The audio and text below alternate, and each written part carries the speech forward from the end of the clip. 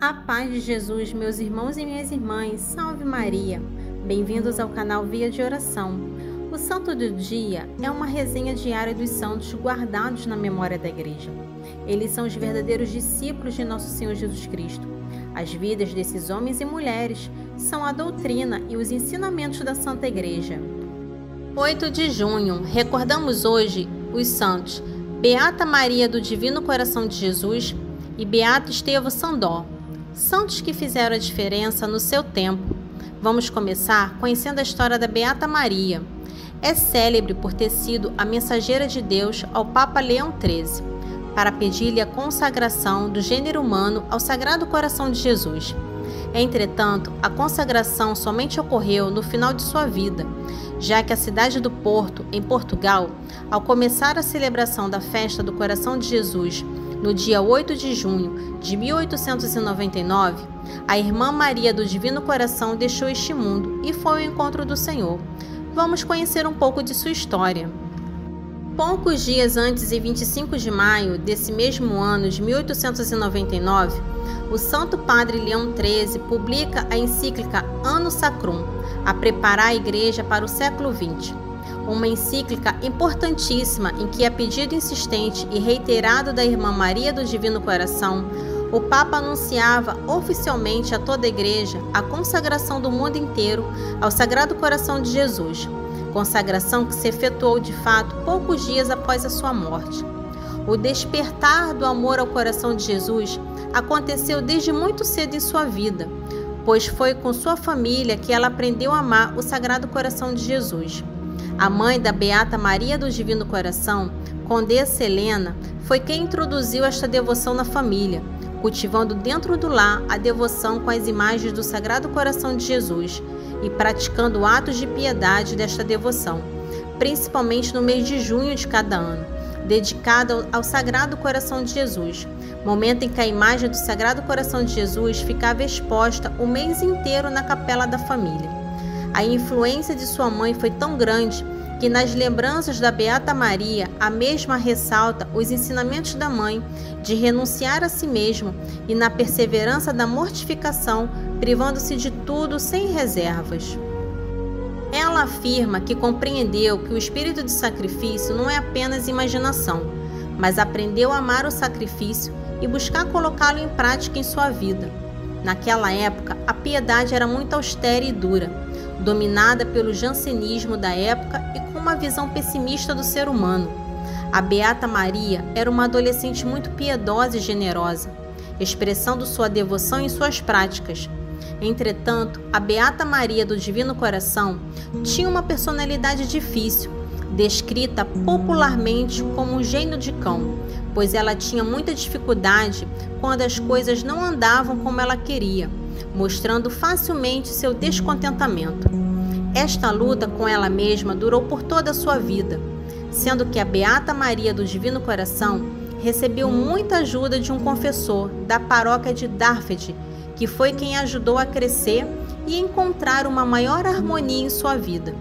Neste momento, a Beata Maria do Divino Coração foi enviada como pensionista, ficando cerca de 2 anos fora, para depois regressar para sua casa, momento em que ela descreve como anos muito felizes e favorecidos pelo Sagrado Coração de Jesus. Ela descreve suas orações nesta época, afirmando que se sentia tão intimamente unida a Deus que não podia deixá-lo. Ela o olhava e ele a olhava, uma verdadeira oração contemplativa, e nesse sentido começa a fazer sacrifícios como forma de olhar o outro no lugar de si mesma, um despojamento. Mesmo antes de entrar para a congregação do Bom Pastor, Maria visitava muitos doentes e enfermos, e um certo dia, quando visitava uma enfermeira em Darmstadt, em companhia de sua mãe, ela vê uma enferma que parecia excluída por causa de seu estilo de vida. Ninguém queria conversar com ela e nem ficar perto dela. Até mesmo a mãe de Maria não queria que a mesma ficasse perto da moça. Então Maria passa e compreende tudo o que estava acontecendo ali, e com ternura vai até a moça, pega sua mão e começa a conversar ali, pois pensa que se Nosso Senhor estivesse ali, certamente ele trataria esta enferma e pecadora com ternura. Pouco tempo depois, Maria se vê inclinada a entrar para a congregação do Bom Pastor, a única em que ela ainda não tinha pensado em entrar. Neste momento, tudo fez sentido e se abriu. Sua saúde já estava suficientemente firme para ela assumir o compromisso. Seus pais e a congregação também consentiram. Assim, Maria entra para o Bom Pastor, em 21 de novembro de 1888. Nesta nova etapa de sua vida, a presença do Sagrado Coração de Jesus é muito importante, e ela vê como um sinal da delicadeza de Cristo no momento em que ela entrou para a congregação. O Santíssimo Sacramento estava exposto. Ela se sentiu acolhida por ele e assim descreve: antes de bater na porta do convento, entramos na capela, e qual foi minha alegria quando vi o Santíssimo Sacramento exposto. Ele me esperava. Sentia meu coração arder de amor, de desejo de estar com ele e ser inteiramente dele. O coração de Jesus na Santa Eucaristia já era meu guia. Fazia muito tempo. Ele havia me chamado e agora estava ali para introduzir-me no santuário do convento. Depois da tomada de hábito, ela foi enviada a trabalhar com as jovens e, como ela sempre leva tudo ao Sagrado Coração de Jesus, ela agradece a ele a graça de ter sido enviada a trabalhar com as jovens, com as quais ela nunca teve dificuldade de lidar, sendo seu maior consolo poder sempre acolher uma ovelha. No fim de seu noviciado, ela passa por uma espécie de prova, como uma luta interior entre sua atração pela vida contemplativa e a vida apostólica, estando a ponto de largar a congregação do Bom Pastor, mas felizmente não o fez. Em seguida, seus horizontes vão abrir-se e ela vai ter a ocasião de dar-se inteiramente a Deus, deixando seu país e sua família. Posteriormente, em outro momento, Irmã Maria precisa novamente de ajuda, mas desta vez pede ajuda a uma irmã portuguesa. Isto mostra como até o último momento ela se vence no caminho para Deus. Um caminho que a conduzirá a escrever ao Papa 2 vezes para dizer-lhe que o Senhor quer que o gênero humano seja consagrado ao seu coração. A consagração pessoal de Maria ao Sagrado Coração de Jesus aconteceu no dia 20 de novembro de 1898. O diretor de Maria, Padre Ribeiro, nos descreve este dia. Este dia de 20 de novembro, quase no final da tarde, fui até o Bom Pastor. Irmã Maria estava na capela em sua pequena cama. Depois dela ter se confessado, me deu um papel, no qual ela havia escrito um ato de consagração. Me pediu para examiná-lo, eu li e aprovei. Depois coloquei-me ao lado e recitamos juntos o ato de consagração. Eu o lia e ela repetia cada palavra. Este ato de consagração ainda é muito conhecido em muitas partes do mundo. Este acontecimento nos leva ao último ano de Maria, pois ela morreu em 1899.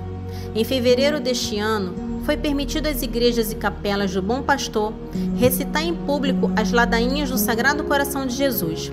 A Irmã Maria escolheu a primeira sexta-feira de março e imprimiu as ladainhas em latim e português, e as irmãs começaram a estudá-lo. Ela mesma presidiu os ensaios. A capela foi adornada como nos dias de festa.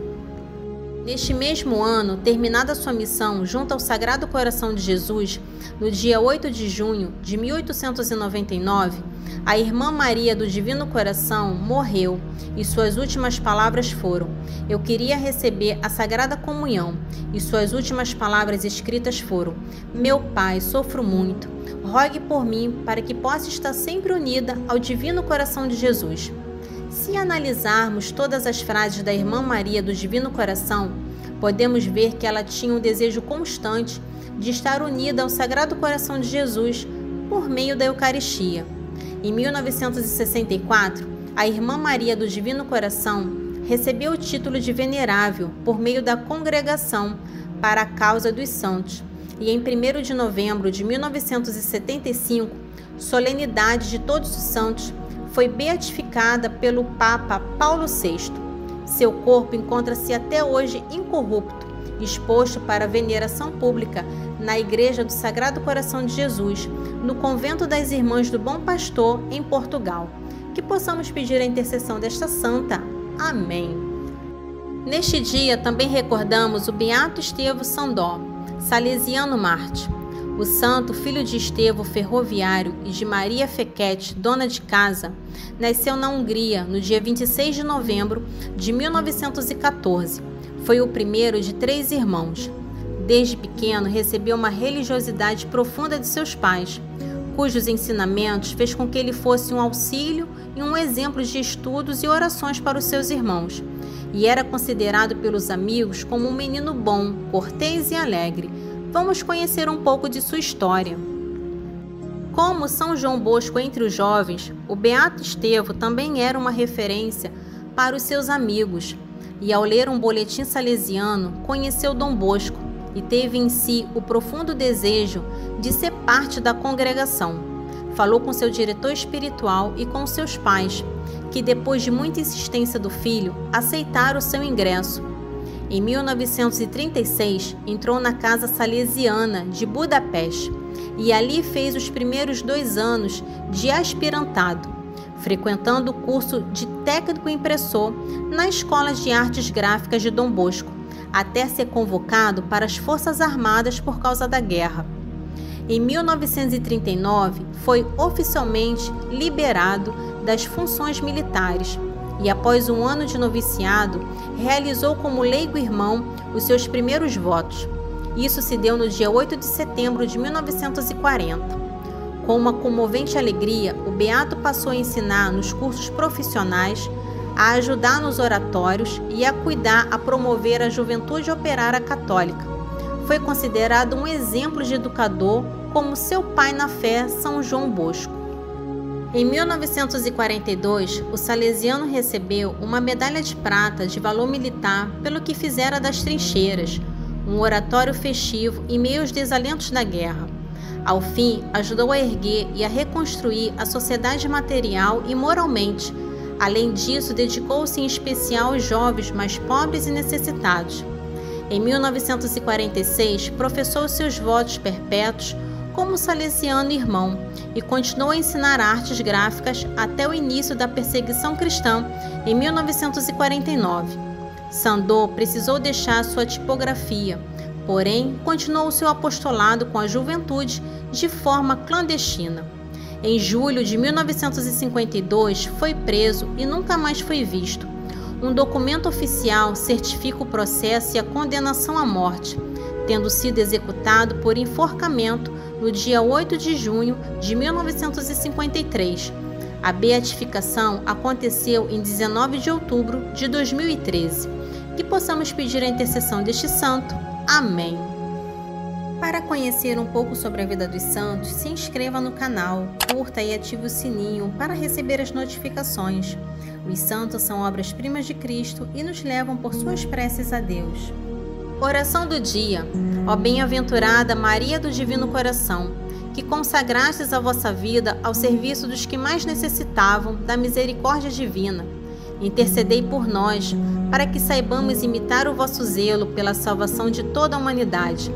Obtende-nos a graça de um amor verdadeiro ao coração de Jesus, vós que o amastes tão intensamente, e assim podermos cantar convosco por toda a eternidade a sua infinita misericórdia. Amém. Beata Maria do Divino Coração, rogai por nós. Oração ao Beato Estevão. Oremos. Meu amado Jesus, diante do testemunho do Beato Estevão, eu quero pedir-te a graça de dedicar-me inteira e alegremente ao teu serviço, exercendo as funções necessárias sempre com o teu nome nos lábios e o teu amor nos atos. Não me deixes afastar do apostolado que o Senhor mesmo me confiou, que ele me seja instrumento de santificação e canal de salvação para os meus irmãos. Amém. Beato Estevão Sandor, rogai por nós.